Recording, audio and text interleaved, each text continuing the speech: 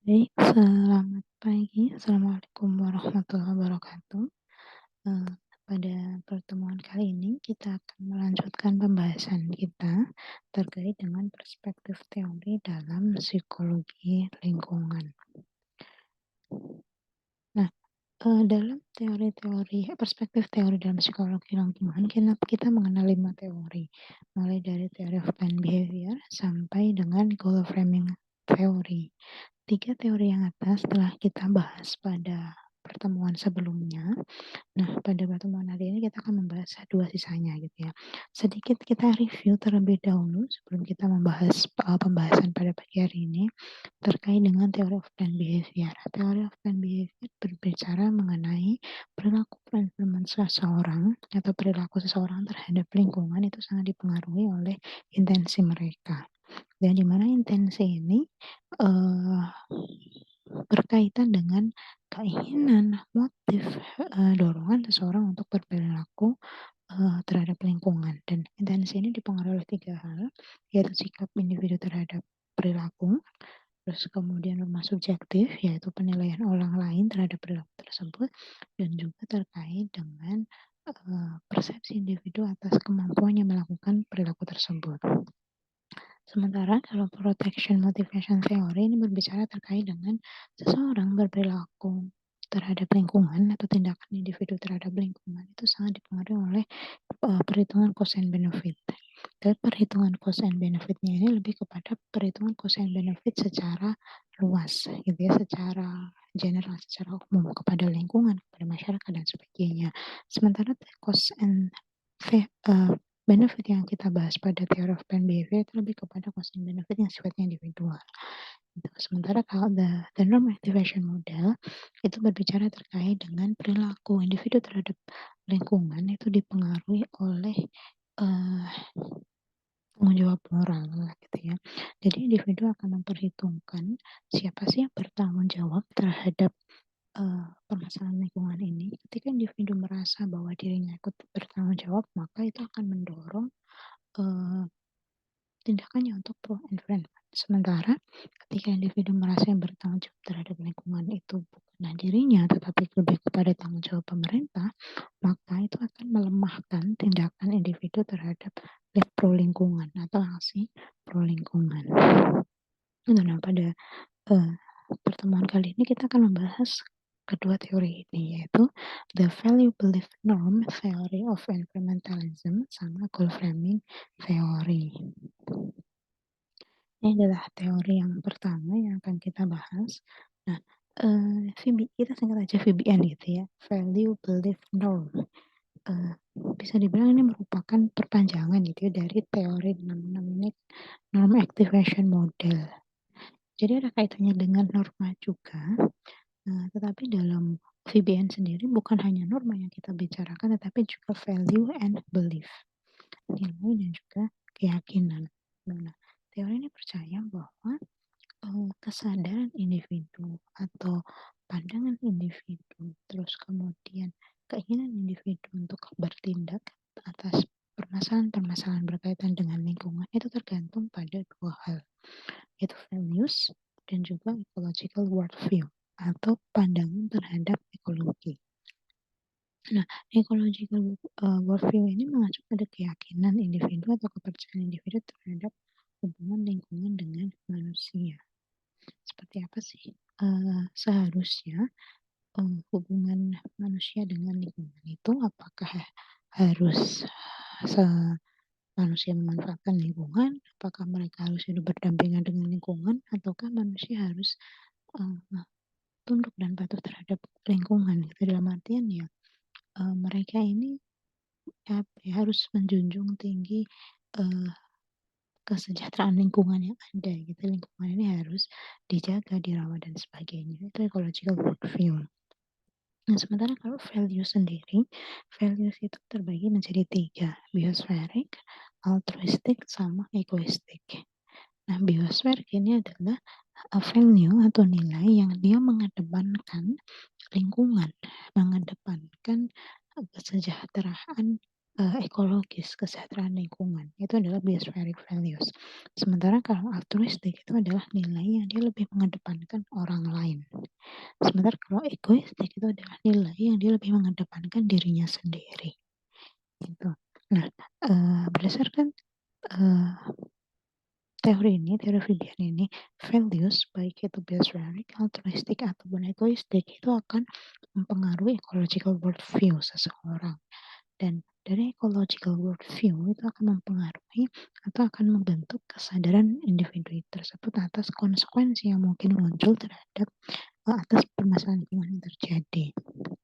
Dan ini juga berkaitan dengan assumption of responsibility terkait dengan pandangan individu atau pendapat individu terkait siapa sih yang bertanggung jawab terhadap masalah tersebut. Gitu. Dan ketika awareness of consequences sama assumption of responsibility ini terbentuk, itu akan membentuk pro-environmental personal norms, norma personal atas perilaku pro-environment.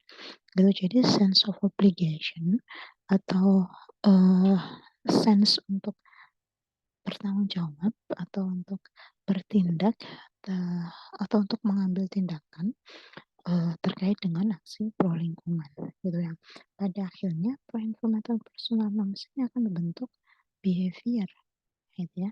Baik itu uh, secara aktif terlibat atau aktivism atau non activism behavior atau misalnya dalam konteks private atau dalam lingkup private atau dalam bentuk organisasional gitu.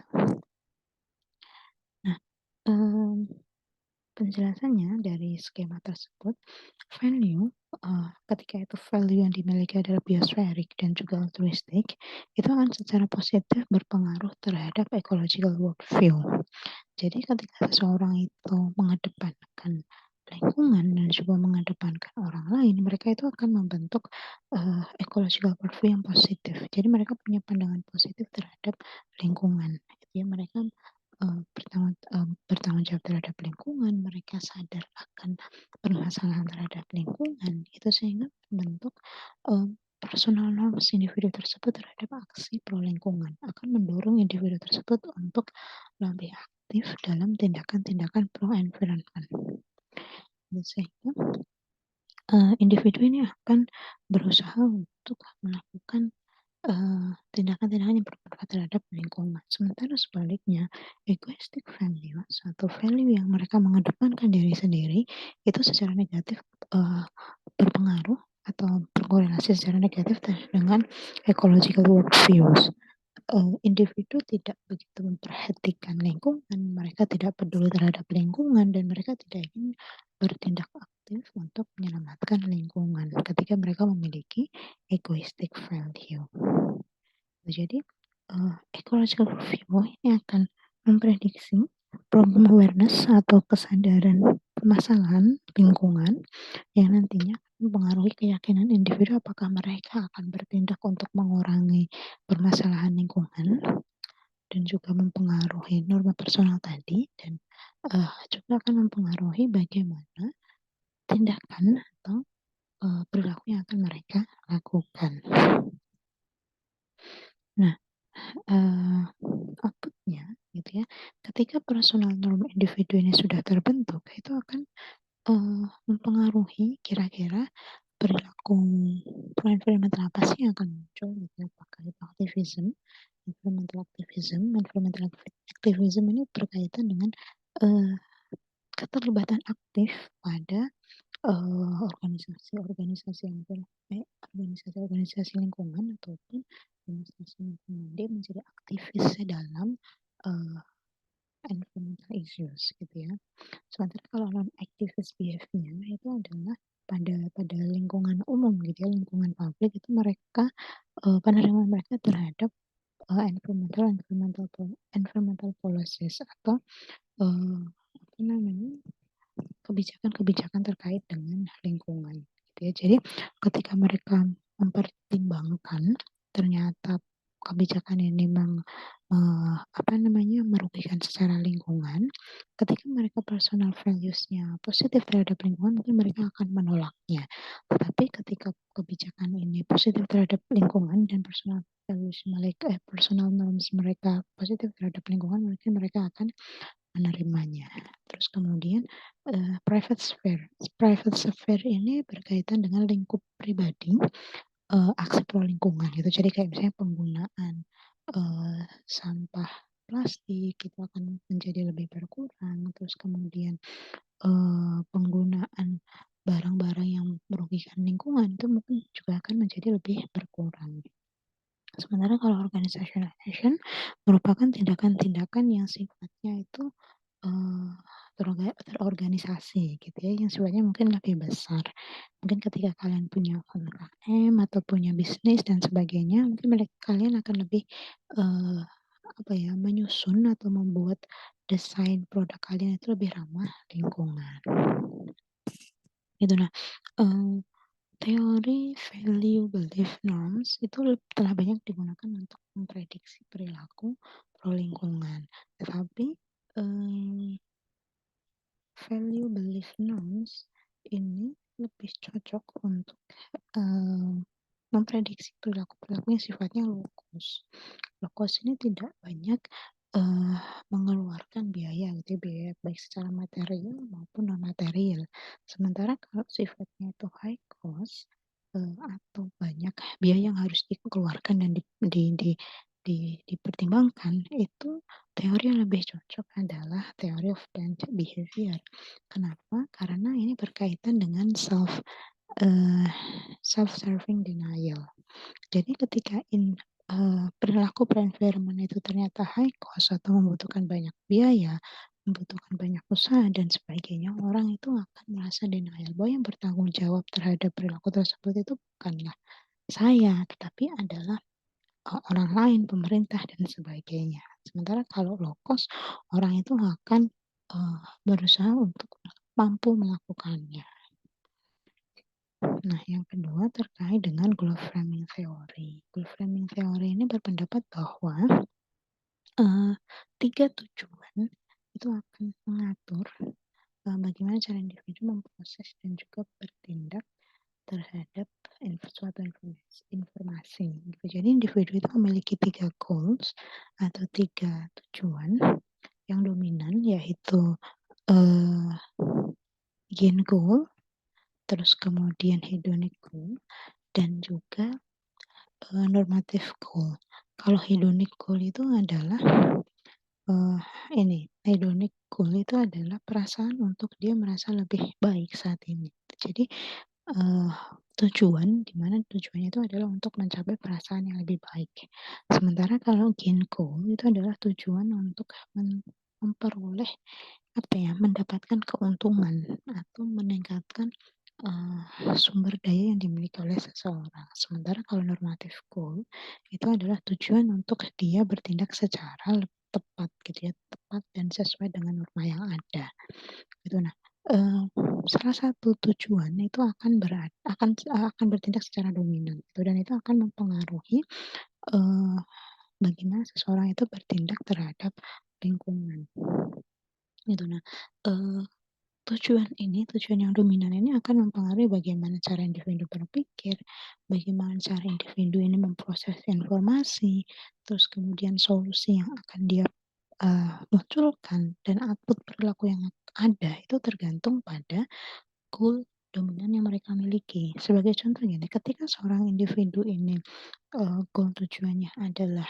gain goal atau, keinginan untuk dia improve sumber daya mereka atau manfaat yang mereka peroleh, maka mereka akan melihat gitu ya, apakah pro environment ini menguntungkan untuk dia atau enggak. Ketika menguntungkan mereka akan melakukannya, tetapi ketika tidak menguntungkan ya mereka mungkin akan memperhitungkan, eee hal yang lain gitu ya untuk melakukan perfilman tersebut.